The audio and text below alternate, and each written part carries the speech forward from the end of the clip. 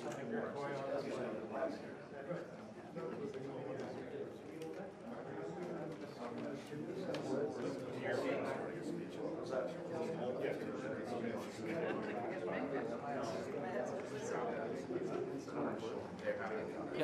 is your 2-minute warning. 2-minute warning.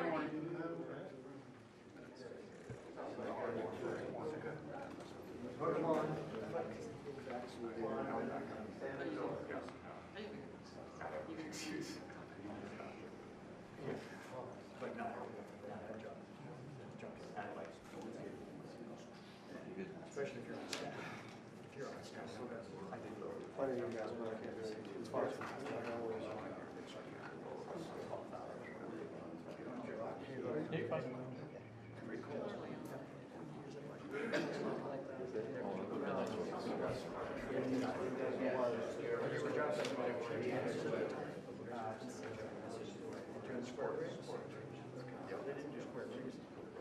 well, they did. They started the parallel. I've only jumped around a regular kind of balance.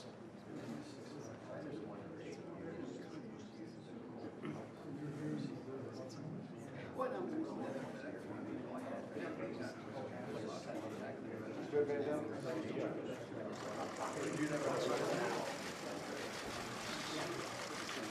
Hi, Roger. David Alexander. See Mr. President? Dennis Winter. Mr. President.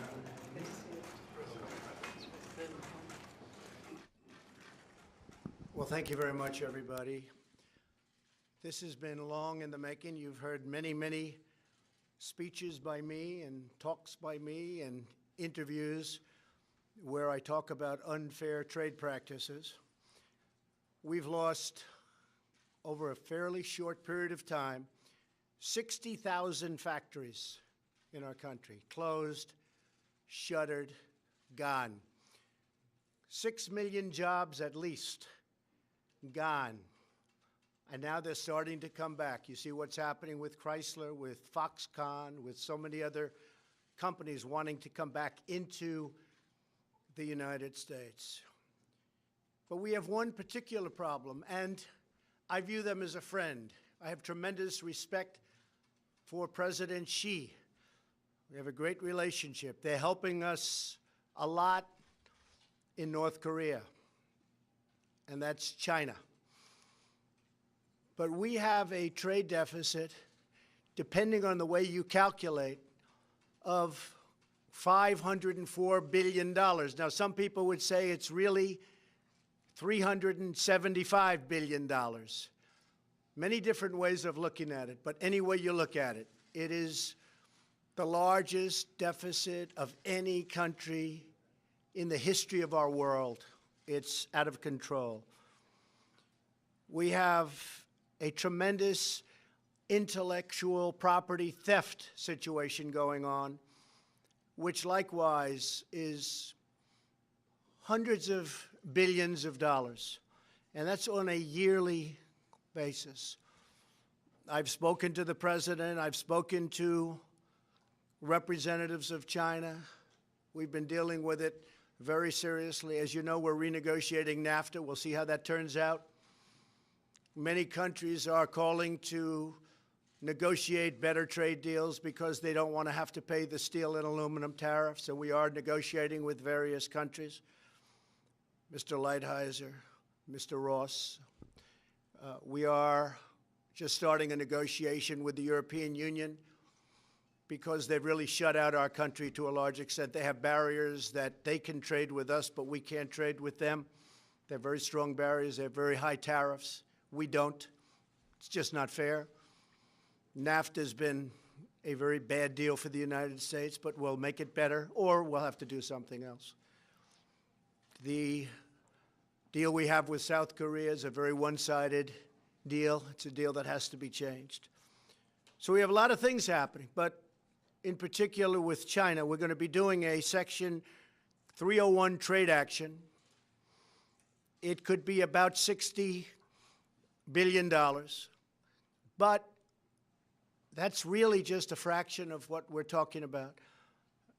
I've been speaking with the highest Chinese representatives, including the president, and I've asked them to reduce the trade deficit immediately by $100 billion. It's a lot.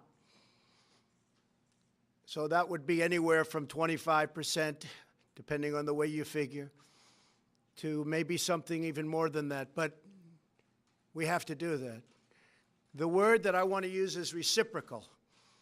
When they charge 25% for a car to go in, and we charge 2% for their car to come into the United States, that's not good.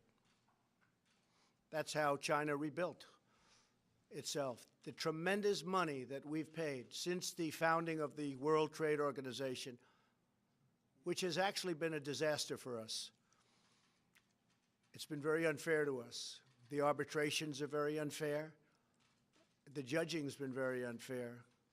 And knowingly, we always have a minority, and it's not fair. So we're talking to World Trade, we're talking to NAFTA, we're talking to China, we're talking to European Union. And I will say every single one of them wants to negotiate.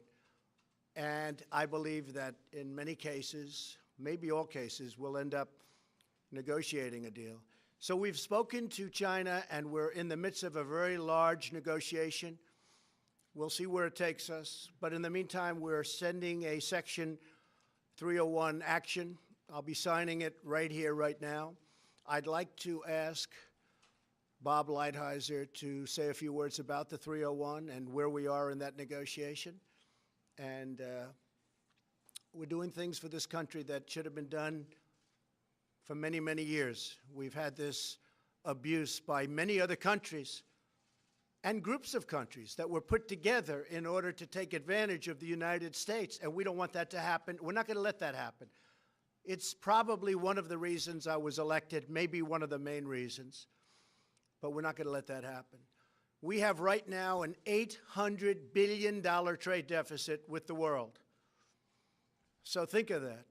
So let's say we have 500 to 375, but let's say we have 500 with China, but we have 800 total with the world. That would mean that China is more than half. So we're going to get it taken care of. And frankly, it's going to make us a much stronger, much richer nation. The word is reciprocal. That's the word I want everyone to remember. We want reciprocal, mirror. Some people call it a mirror tariff or a mirror tax. Just use the word reciprocal. If they charge us, we charge them the same thing.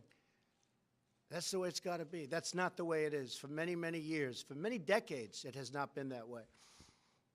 And I will say the people we're negotiating with, smilingly, they really agree with us. I really believe they cannot believe they've gotten away with this for so long. I'll talk to Prime Minister Abe of Japan and others, a great guy, friend of mine, and there'll be a little smile on their face. And the smile is, I can't believe we've been able to take advantage of the United States for so long. So those days are over. Ambassador Lighthizer, thank you. Well, thank you very much, Mr. President. First of all, for those of you who don't know, Section 301 is a statute that gives substantial power, authority to the president to correct actions in certain circumstances where there's unfair acts, policies, or practices by our trading partners. In this case, the area is technology. Technology is probably the most important part of our economy. There's 44 million people who work in high technology areas. No country has as much technology-intensive industry as the United States, and technology is really the backbone of the future of the American economy. Given these problems, the President asked USTR to conduct a study. We conducted a thorough study. We had hearings. We reviewed tens of thousands of pages of documents. We talked to many, many business people. We had testimony, as I say, and we concluded that, in fact, China does have a policy of forced technology transfer, of requiring licensing at less than economic value, at state capitalism, wherein they go in and buy technology in the United States in non-economic ways, and then finally of cyber theft. The result of this has been that the president has analyzed it. We have a 200-page study which we'll put out, and he has concluded that we should put in place tariffs on appropriate products. We can explain later how we concluded what products they are, that we would put investment restrictions on China with respect to high technology, and that we'll file a WTO case, because one of the actions here does involve a WTO violation.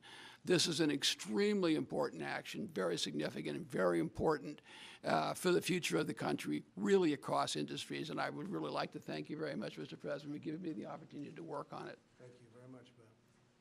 Secretary Ross. Intellectual property rights are our future, and it's no accident that in June of this year, the U.S. Patent and Trademark Office will issue its 10 millionth patent. 10 million patents. There's no country in the history of the world that remotely approaches that. So the steel and aluminum actions we've taken deal more or less with the present. This action on intellectual property rights deals with the future. So we're trying to solve both today's problem and problems that otherwise will be forthcoming. That's why these actions are so important and so important in unison with each other. We will end up negotiating these things rather than fighting over them, in my view. Mike Pence, would you like to say something? Thank you, Mr. President, and to all our honored guests. Today's action sends a clear message that this president and our entire administration are determined to put American jobs and American workers first. The action the president will take today under Section 301 also makes it clear that the era of economic surrender is over. The United States of America is taking targeted and focused action to protect not only American jobs, but America's technology, which will power and drive an innovation economy for decades to come. It is just one more step of a promise made and a promise kept by President Trump. So we'll sign right now. I just want to let everybody know, just for a second time, that we are in the midst of very major and very positive negotiations. Positive for the United States, and actually very positive for other countries also. We have some of our great business leaders, and leaders, period, right behind me. I may ask Marilyn Lockheed, the leading woman's business executive in this country, according to many. And we buy billions and billions of dollars worth of that beautiful F-35. It's stealth. You cannot see it. Is that correct? That's correct. Better be correct, right? Absolutely. Marilyn, please say a few words. Well, thank you, Mr. President. I would just say that this is a very important moment for our country, in that we are addressing what is a critical area for the aerospace and defense industry, and that is protecting our intellectual property. As has been expressed, that is a threat to us if we have that stolen from our companies, because that is the lifeblood of our companies. And so we very much welcome this action on the part of the Trump administration and the President of the United States. Thank you. Thank you, Marilyn.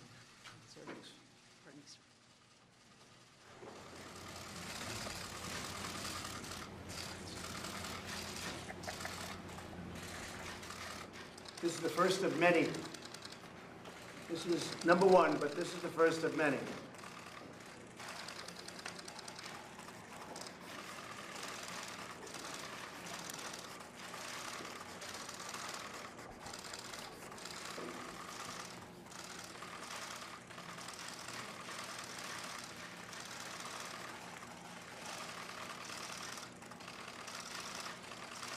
Thank you all very much. Marilyn? Thank you, Mr. President. Thank you very much. Would you like to testify to Special Counsel Robert Mueller, sir? Thank you. Can you